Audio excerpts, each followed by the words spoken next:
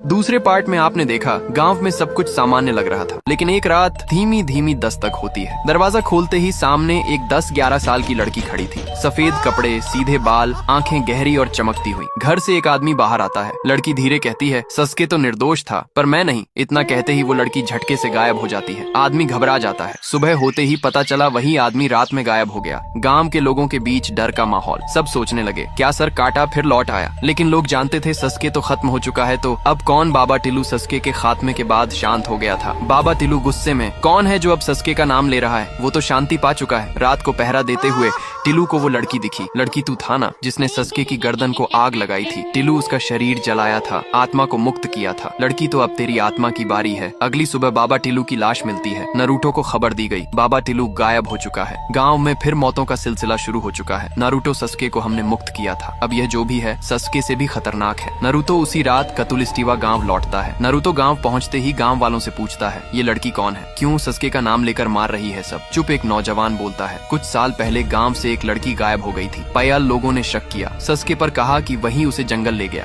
सबने गुस्से में आकर उसका सिर काट दिया। नारुतो सन्न रह जाता है। नारुतो मतलब सस्के को बेगुनाह मार दिया गया लड़का। हाँ, और पायल का अब तक कुछ पता नहीं चला। नारुतो अब रुकिया के माता पिता के पास जाता है। नारुतो, आपकी बेटी कैसे गायब हुई थी? पिता, झुकी आंखों से वो जंगल गई थी, कुछ चीज लेकर आई थी। चमकता पत्थर जंग लगी, चेन जैसी चीज, मैंने डर के मारे उसे जला दिया। नारुतो, और उसी रात वो गायब हो गई। पिता लोगों ने सस्के को जिम्मेदार ठहराया और नारुतो कटे स्वर में उसे सर काट के मार दिया। नारुतो अब तय करता है पयल की आत्मा को रोकना ही पड़ेगा। रात के 12 बजते हैं, हवा ठहर जाती है। एक एक कर कई घरों से दस्तक की आवाजें आने लगती हैं। फिर लड़की की आवाज गूंजती है, सस्के तो निर्दोष था, पर मैं नहीं। धीरे धीरे कोहरे के बीच से पयल प्रकट होती है। पयल, तेरा दोस्त सस्के मर गया, अब तेरी बारी है। नारुतो गुस्से में, मैं सस्के की मौत का गवाह हूँ, लेकिन तेरी आग अब गांव को और नहीं जलाएगी। रुकिया, जिसने मुझे मारा, अब मैं सबको जलाऊंगी। मैं कोई आत्मा नहीं, मैं बदला हूँ। वो हंसती है और कहती है, तू समझता है मैंने बदला लिया? ये तो बस शुरुआत थी। नारुतो गांव के ऊपर आसमान में काला धुआं उठता है। पयल की आत्मा अब और भी शक्तिशाली हो चुकी है। अगर आप चाहते हो नारुतो और पयल की आखिरी टक्कर देखना, इस वीडियो पर 1000 कमेंट्स कर